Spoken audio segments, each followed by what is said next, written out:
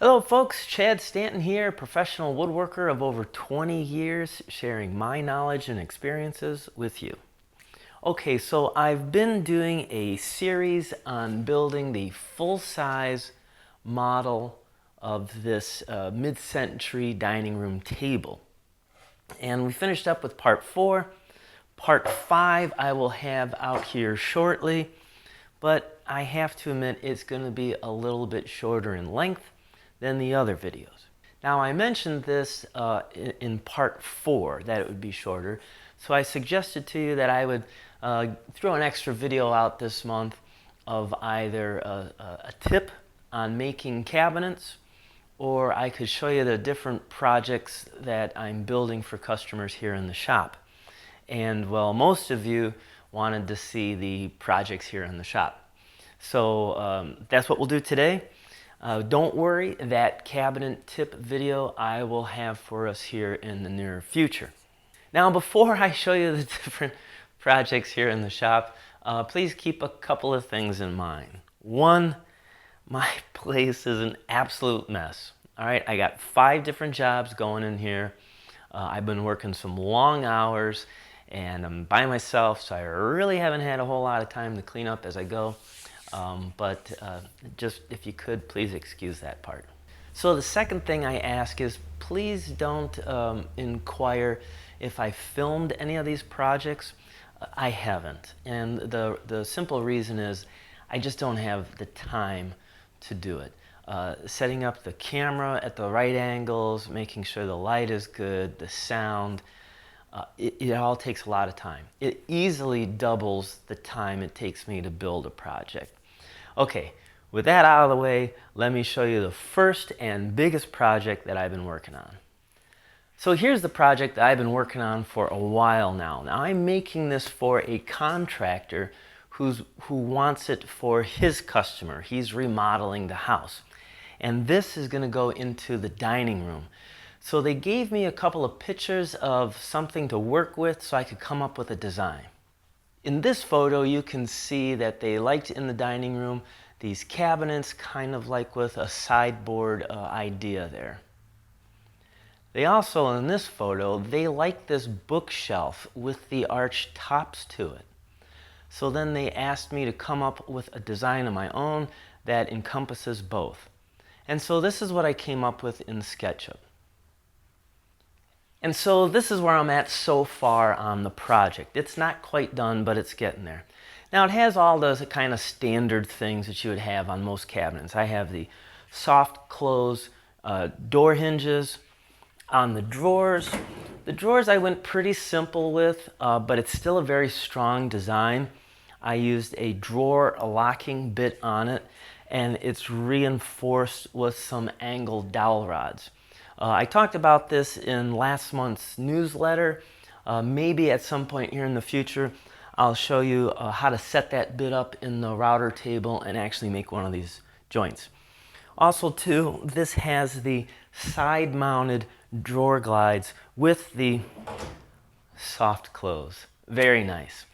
Now, when you're building something of this size, there's a lot of things to consider.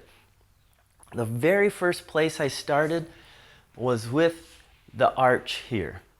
Now I had to make a form and put the wood around on that form and let it dry. And every time you take a piece of wood off of a form like that, we get what we call spring back. It doesn't always stay true to the size you want. It will be a little bit larger. It springs back. So that spring back then determined the exact width for the rest of these cabinets. So that was most important to start with. Then I could build the carcass, and then before I made the face frame, I had another thing to consider. I know that this corner of the cabinet is going into a cornered wall. And right here is a doorway. And of course, on that doorway, they're going to have door casing going around it. So I had to make sure that I didn't have these doors real close to the edge, because that would limit how far this door could open. by bringing it in some, it gives me more access to get that door open farther. So what I determined was the face frame would be 2 inches, the door hinges would be a 1/2 inch overlay, leaving me with 1.5 inches space here. Now that 1.5 inches then carries on through the rest of it. Here, here, here, and so on, all the way down the line. So that measurement was really important. From there, it's pretty much a straightforward build. One of the final things I have to do to this still before I can go ahead and prime and paint it is, well, it needs some applied molding going around. That's the look that they want to go on the doors and the drawer fronts. Now there's a couple of things again to keep in mind on this. Now this is going to have a nosing that comes off of this, and I want the nosing to be just a little bit past the front of that drawer edge. So by putting a molding on here then, I have to determine do I want that nosing to go past the molding, and how big the molding is could really make this nosing look awkward. So I was looking at different moldings. The moldings looked to be too thick, like 3/4 of an inch. It just looked too bold, too intrusive to the look of the room. So I made my own molding, and this is only 3/8 thick, so half the size. Another thing to consider is the handle, the hardware that's going to be on here. If it's going to be something with a drop to it, I don't want that handle to swing down and hit the molding. It'll look ugly. It'll look totally out of place. So fortunately, they're going with a long bar for a handle, and that will be totally in the clear, and that'll look really nice. Okay, so this is the biggest project that I'm working on in the shop. If you're interested in how it'll turn out, the final look of it, follow me on my Instagram and Facebook pages. I will be posting pictures of it there. So now let me show you the second project that I'm building for a customer. So this is one of the other projects that I'm building for a client. This is a solid cherry vanity that's going in their bathroom. Now in this bathroom is a steam sauna. So the important thing about this, really, besides the look they wanted, was dealing with wood movement.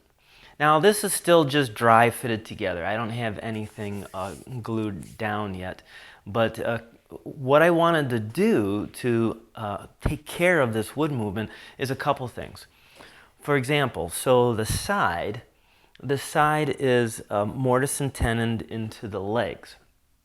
However, with wood movement, that's going to want to expand and contract. So what I did was the top tenon fits in snug to the mortise, while the other mortises going down are slightly wider, slightly taller in length.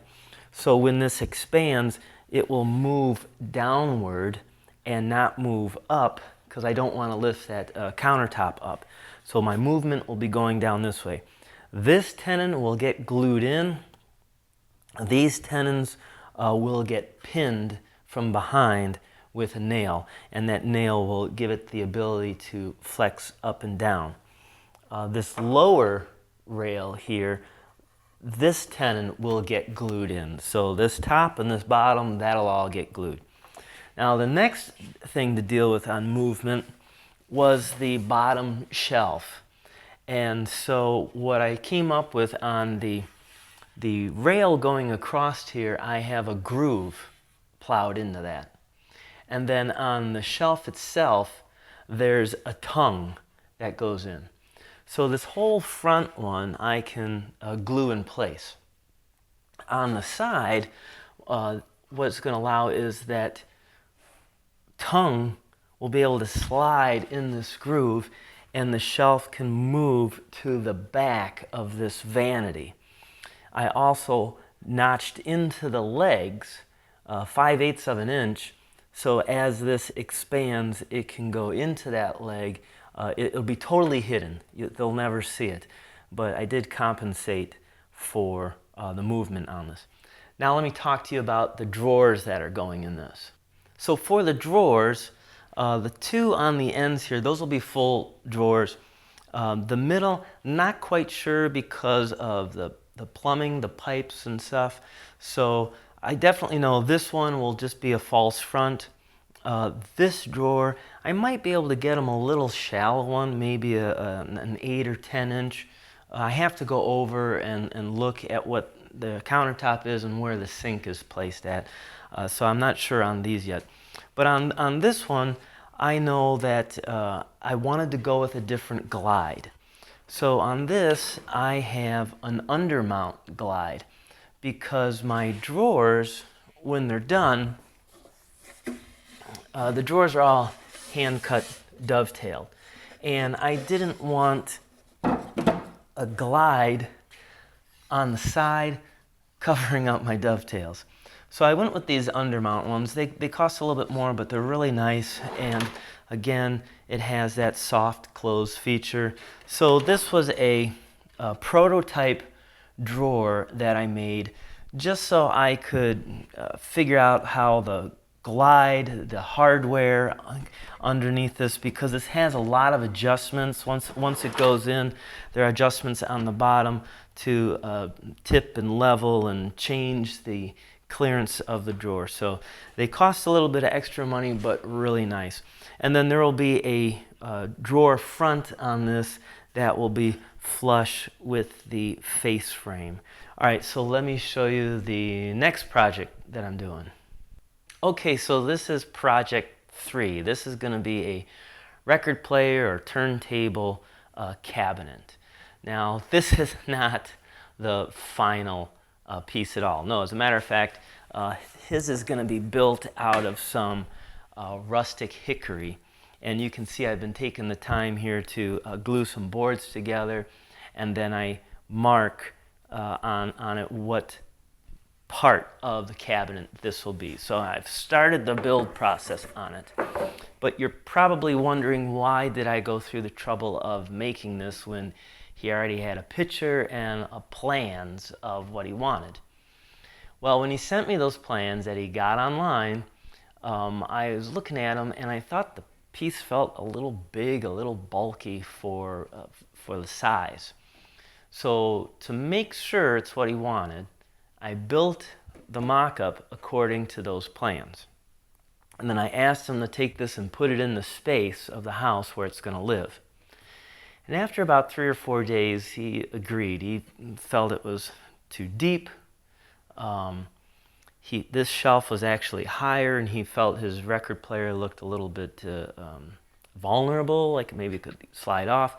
So we made the changes. We cut this shorter, lowered this shelf down a little bit, decided to put some adjustable shelving in there. Just minor small changes, but they're changes that he's pleased with, and it's going to live in his home. So if you're curious on how this will turn out, again, you can follow me on Instagram and Facebook and see the pictures of this. Now, I do want to comment on something. A little while ago, I did a couple of videos on building either scale models of your project and or a full-size mock-up of the piece. And some people kind of criticized me on that, saying that A, it's a waste of time, B, that it's a waste of material, and if you're a good woodworker, you already know all that in your head. You don't have to work it out in the model. Well, I just got to say that I found this interesting. In the recent issue of Woodcraft magazine, they have an article in here specifically on doing just what I do, making full-size mock-ups and even miniature scale models, and why it's a benefit to not only you but also to your customer. So it's nice to know that there's other professionals out there that are taking the same steps as me. Now, with that being said, let me move on to project 4, where another vital mock-up tool is being used. So my next project that I'm just starting to do here in the shop is my customer wants me to make some chairs for them. And the chairs that he wants, him and his wife were in New York for a trip, and they were in a public park there in the Bronx, and they came across these chairs called the Wave Hill chair. Now, this was a chair that was designed by a Dutch architect back in like 1918. And it has a real modern look to it. So he got online and he was able to purchase the plans to make the chair. Well, the first thing I did when I looked at it and saw the construction of it, it's just they're butt joints with a screw going through it. So I'm going to make a few little modifications, a little structural change to that. The other thing that I was really concerned about was looking at the plans, the angles and some of the dimensions. I thought perhaps might be a little bit uncomfortable for him. See, the husband's real tall and the wife is real short, and so not every chair is going to be tailor fit to each individual. So I made this chair mock-up that will work specifically for the individual. Let me show it to you. Okay, here it is. Now this chair is not meant to look pretty. In fact, it's not even really a chair. It's a measuring tool for me.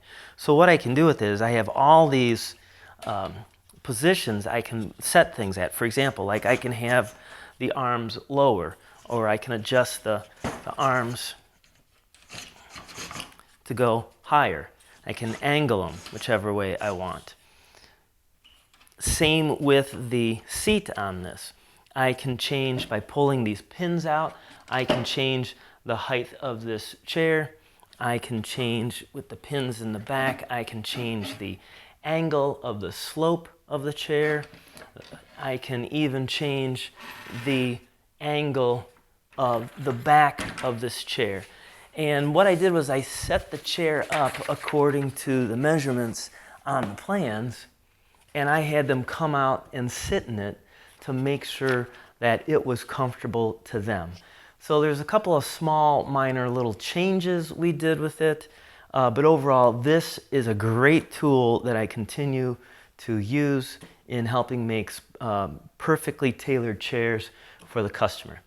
Now these chairs, I'm going to build them out of some mahogany that I picked up over there at KenCraft. Absolutely beautiful figure on this. I am super excited to start cutting the wood up and making these chairs for the customer. Okay, now let me show you the last project. I actually just finished it. It's going out the door today. But you would never guess how this project is actually turning into a pretty good money maker for me. So let me explain. Okay, so the last project that I did, it's actually my third one of making these, and I never could have imagined that there'd be money in doing this. So let me explain. If you're over 50, you'll probably remember this, but my brother is a fan of the old 60s TV show called Lost in Space. On this TV series, one of the iconic characters was a robot. Now, my brother follows a Facebook page for Lost in Space. And on that Facebook group page, there's another group page of people that are building their own version of this robot. So my brother decided he's going to do that, and he purchased some blueprints for it. And when he got to the waist down to the feet or the wheels, the blueprints had you make it all out of wood, and then it's painted. So my brother asked me if I could do that for him. I said, yeah, absolutely, sure. So I did that. Well, he posted his picture on that Facebook group page, and wouldn't you know it, other members now are inquiring to him if I can make them a set of legs. So I'm actually doing that. I've just shipped out my third pair of these legs on it, and they're paying really well for it. So just something I wanted to throw out there. You know, it's a great opportunity for a woodworker with some skills. Maybe you can take some of your hobbies, your passions, and turn them into ways of making some money building stuff that you love. So just it really surprised me that there's this kind of money and opportunity to do this. So I also have a Facebook group page called What Are You Doing, where you can join, answer a couple of simple questions, and then you can post the different projects that you're building in your shop. You can ask questions or just follow it to get some good ideas. All right, so that pretty much is the projects that I'm building in the shop here for my customers. Once I get those 5 done, I actually got 5 more customers waiting to come in. So if this is something you enjoyed, maybe I'll do it again for you in the near future. Doing a couple little projects on the side for myself involving some carving, and I picked up 2 really good carving books this week. I'm super excited to get them. I've been waiting for them, so I'm really pleased with them. And if you're curious what they are, I offer a free monthly newsletter, and always in that newsletter I add 3 books to my ever-growing book list that I share with you, as well as I add 3 tools to my tool list that I would recommend and share with you. So if you're interested in any of that, please sign up for that free newsletter down below. Now, kind of asking your opinion on this. There's a few things I could do. Once the dining room table series is over, and I think I got 2 left in it to wrap it up. If you're enjoying the series, I have a couple of other videos that I filmed in its entirety. One is on making a chair.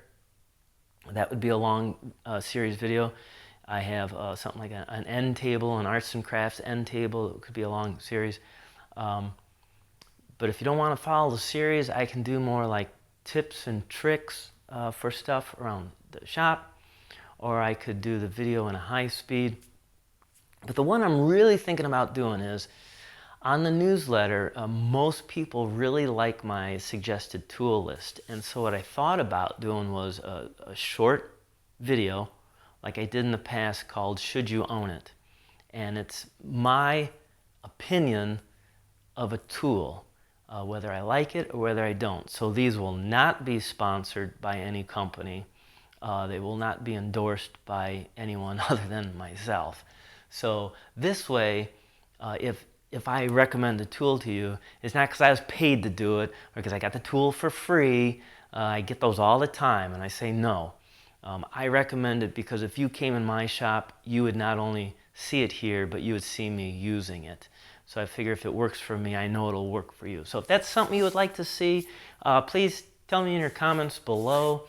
The shorter the videos for me, the better, because I'm just so overwhelmed with work. But anyhow, and as always, if you have a question about something you're doing in your shop, feel free to email me at woodshopintime@gmail.com, because my whole goal is to make you a better woodworker.